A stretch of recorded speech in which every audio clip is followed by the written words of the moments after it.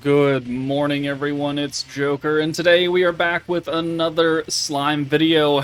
And recently, I was able to get my Earth 2.0 Mjurran up to level 100, which means that I can skill fuse her. So that's what we're going to be doing today, skill fusing and then taking her into her own Tempered Edge to see how much more effective she is. So her skill fuse is on her first skill, the reverse stat skill, so currently unfused. It's the full stat swap for the entire team, and then Earth attack up by 10% for one turn, and then every 2 turns you get an extra 10% up to a maximum of 60%.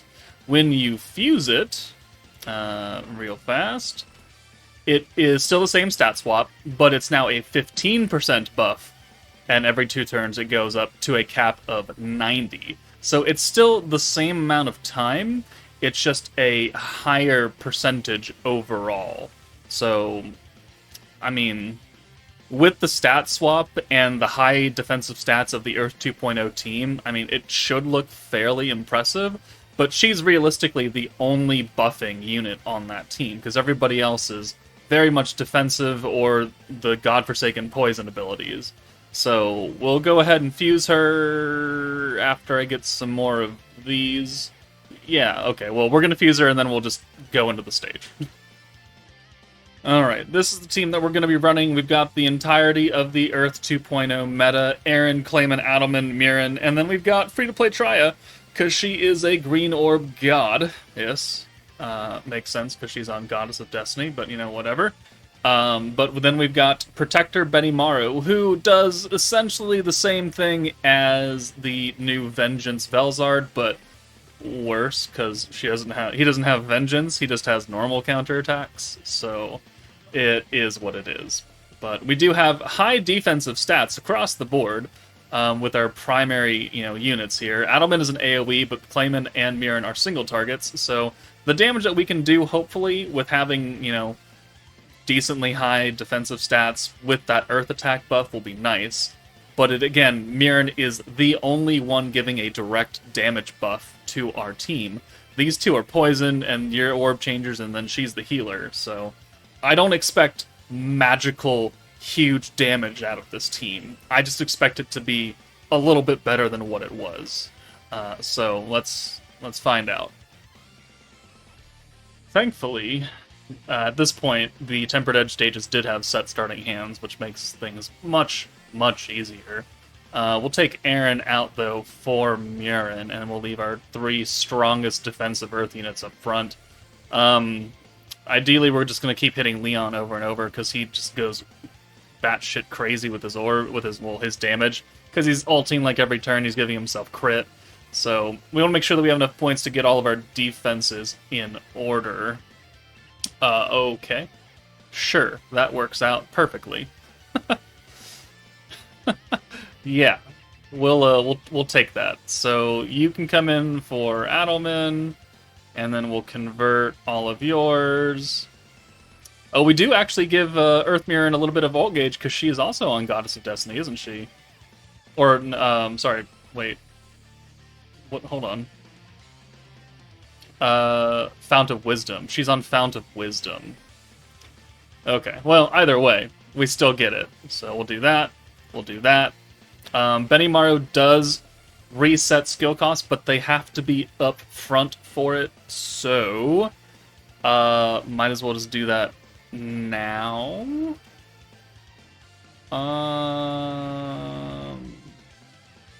There's something else I want to do, though. There is something else I want to do. Let's get Clayman out of here. Yeah, let's just do this. We'll reset all of our orb changes. So let's get the continuous heal on. We'll heal back a little bit of this damage that we're going to take from Leon. We'll reset all of our orb changes here now and give ourselves counterattacks. You know what? I haven't seen this Benimaru animation in a while. I don't know. I mean, Earth 2.0 was unfortunately just a really bad mess of a team, because they tried to pack in just so much random bullshit. High defensive stats, sure, fine. Stat swapping, cool. Counterattacks, okay, sure. Poison, taunting, we're getting a little out of hand now. So, that didn't quite work out. Alright, we do have counterattacks coming in. We're not taking that much damage, though, but this ult's going to hurt a little bit. Yeah, it hurt a little bit. But we healed it back a little bit. And now that Benimaru is active for multiple turns, just like Velzard is, we don't really have to worry too much. Especially since our counterattacks are really inconsequential damage. I really don't care about them. So we're just going to go ahead and get you out of here. And then... what's Clayman's skills do? Taunt, counter power, crit damage, and poise. So decreases crit damage could be important. Let's go ahead and use that, since Leon is critting. And then I'm going to get him out of here for Adelman, because Adelman is the one that actually applies poison. So we'll go ahead and lower their physical attack. Actually, we'll do this one for... I don't think it matters, but we'll do that. Alright. So now we've nerfed them quite heavily while buffing ourselves by quite a bit. We're not going to use Benimaru yet. I don't care about the counterattack not being on Adelman. It really doesn't matter to me. I want to hold that for a time when I really need to reset all these skills, which will probably be next turn because we've just used so many of them. Okay, that's a little unfortunate in hand there. Alright, how much does Leon do now? 300 damage against Mjurran? Okay, that's great right there. Alright, Adelman took some hits there. A little bit more than I expected him to. Alright.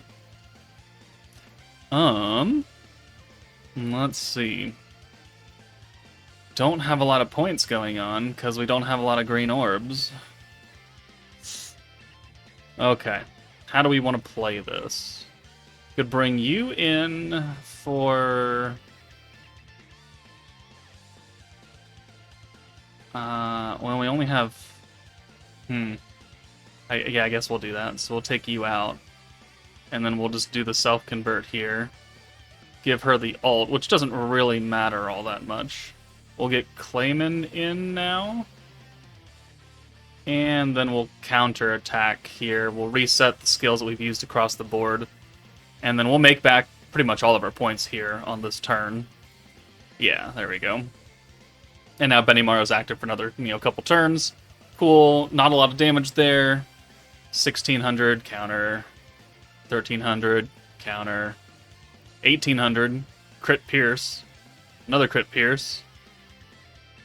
Alright, so thankfully no ult. She's got an ult coming. That's a lot of blue orbs, which will help us get Benimaru. So that's nice. We'll get Adelman out. Are they critting still? They are critting still. So let's go ahead and nerf their crit. Actually, no, that's Clayman that nerfs the crit. Let's nerf the crit. And then reapply the poison, stack the poison. We need to get ults for people is what we really, really need. Let's get you out of here for Aaron? Yeah. And we'll continuous heal now on everybody. And then we'll send these blues. Should get a Mjurran ult. It does not get a Mjurran ult. Alright, that is kind of unfortunate.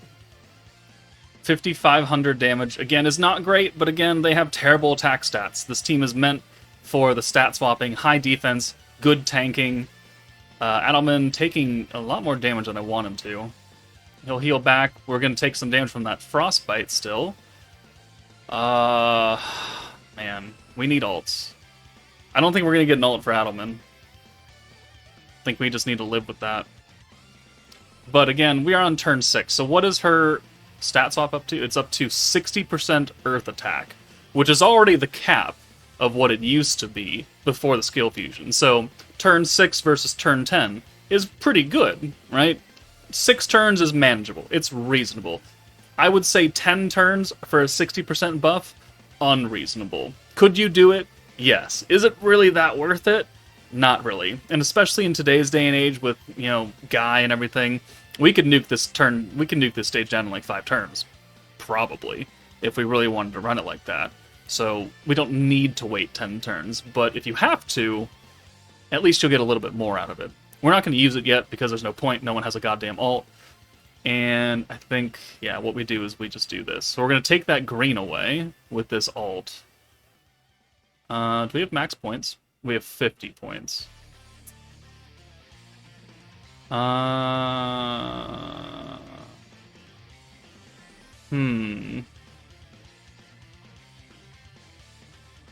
Damn, I don't want to take Mjurran out.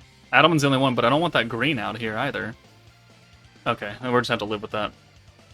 So let's do the special convert here, and then we'll take her out. That'll bring the orange in, and then we can double orb change with Aaron. And then that'll give us 5 greens. That'll give us the ult for Clayman and Adelman. Not Clayman and Mjurran. Alright, and do we need a reset? We probably should reset if we've got another Benimaru coming. Right, we had all those blues. That gave us a lot of gauge. Okay. It would have been easier if we had not brought Trya, but we had brought Isis instead with her green buff. It probably would have worked out a little bit better. 1 damage, though. I like to see that. Alright, 1200 damage. Alright, not as good. 1300 damage, not as good. Alright. Turn 7. So if we wanted to go to turn 8, that would be up to 75%. I do want to see this fully maxed out, though. So I think we're going to switch our damage now to you, because I really hope the poison doesn't kill you. Oh. It might kill you. Maybe. We're at 120% poison damage. And I haven't been looking at how much damage they've actually been taking. Let's get you in here for Mjurran. And then let's get you in here for Clayman. We can't send this ult. I don't want to kill Leon. More so than what he's probably already going to die. I think we'll just do this. No, we gotta switch. There we go. Gotta switch. 1, 2, and 3. We only got 1 Adelman orb. Unfortunate. Alright, when do your crit buffs run out? He's gonna die. Ah, damn it. Those counterattacks that she still had. Okay, well, it doesn't really matter now here. Let's just go ahead and do this. I don't know. Like, now we're just pushing it. Like, we could probably have killed them by now, but we're not going to, because I want to see the fully maxed out skill of Mjurran in effect. But realistically, like, this is not what you want to do. You don't want to hang on in fights that you can very clearly end early, because it just leaves you open for terrible opportunities to happen. Even though we're not taking overall that much damage, being 9 turns into a fight. Okay, that's a lot of... Okay, here we go. That works out. So we'll make sure that Trya has an orb coming in. So this will work. We've got max points. This will get Adelman's ult. So we can see, hopefully, all 3 ults, maybe? Or at least 2. Because Mjurran's probably going to kill. Alright, 1. Maybe. We maybe only see Mjurran's ult. Turn 10. There we go. She has 44k. We're only going to see 1 ult. Damn it. See, it was a waste. We don't even need to be here. So, you're in for Trya, and you're in for Aaron. There we go. So, stat swap. 100% chance stat swap. 90% earth attack. So, let's take a look at our stats now. 12.7k attack on Mjurran. 10.7 on Adelman. We went the wrong direction. And 11.5 on Clayman, plus the 60% earth attack. I mean, I'm fairly certain we're going to murderize Velzard and with 1 Mjurran ult here. So, I want to see how much the Adelman ult does, because it's an AoE, and I don't think it should kill. But then Mjurran's going to kill. Plus I haven't... Well, no, we saw it earlier. 31k. Okay. And then Mjurran. This is not an ult I've seen in a while. What am I thinking? Like 60k? 70k? Maybe? 71. Okay. There was no way in hell she was breaking 100. Not with just those 2 buffs. I mean, is it useful? Not, not really. Like, this team, very obviously, you could take Adelman and you can take Clayman out, and you can put some supports in here, 100%. You totally could. You could put, Megamine in here for the alt buff. You could put attack buffers in here. You could put crits and crit damage, pierce and pierce damage. You could do a lot of things without these two kind of dead weights, because that's honestly what they are. And you could attempt to make Mjurran a damage unit, just like how Furry Shuna was meant to be a damage unit with that stat swap ability of her own. But realistically, this is not a team that you really need to be doing that. It's just an old team. Does it make Mjurran more viable in today's content? I really wouldn't say so. Like, outside of this specific stage, where are you realistically using Earth Mjurran? You're not using her in this beatdown battle currently because he's fire, and you do not want to bring Mjurran. So, can't use him there. There are no other challenge events going on. Conquest, sure. Crucible, fine. But if you're having to use Mjurran in Crucible and Conquest, you probably don't have her level 100. I'm gonna be real with you. So, realistically, is this a good skill fusion in my opinion? I'm still gonna stand with not really. Does it does help her out on her own team, and it does help her hit slightly harder, but at the greater onset of the game, it's very minimal. She's not making big-time waves. She's not giving a bunch of teams the ability to kill even harder, because you just have to wait so fucking long. And the stat swap ability, sometimes you don't want to use stat swap, and like you have to build the team defensive in order for this to actually matter. Otherwise, you're going to stat swap yourself into like an 8,000 attack stat, 9,000 attack stat when you have like 11 or 12. So, I'm not really impressed. I'm not really going to take her anywhere else because there's nowhere else that it really matters to use her. But Earth 2.0 Mjurran, an old unit that got a skill fusion, and that's pretty much all I can say about it. So let me know your thoughts. I know some people still like it, which is totally fine. And you guys are allowed to have different opinions, but personally, I don't really much care for it. But to be fair, I've never really much cared for that skill to begin with. So that's it for me. Take it easy, and I'll see you all later. Alright, just for you guys, I went back in to EX3. This time we brought some damage supports instead of Clayman and Adelman. So we have Mjurran, who's ready to go. We'll swap her out for Isis, and then we'll bring in Guy for Aaron. And now we have enough points to do the stat swap, which will give her higher attack, plus the 90% earth attack, plus Pierce and Pierce power, plus the 80% ult damage. The crit doesn't matter because she's not physical. And then we have the 70% magic damage from Veldora. And as you can see, it's been kind of a struggle to keep them alive, because it's really not meant to go this long. So, we're going to do a lot more damage than 70k. Probably... that's a lot of support. I'm going to say like 250, maybe 3. Actually, no, I don't think 3. I think like 200 to 250, I think is what we're looking at. I could be wrong. Let's go ahead and find out. And also, this is like 3 days later, so... I was like, but Joker, you didn't really show her off in the optimal damage setting. It's like, well, yeah, you can use her DPS. You can. Very, very limited. 345. Okay, so that's a lot better than I thought it was. To be fair.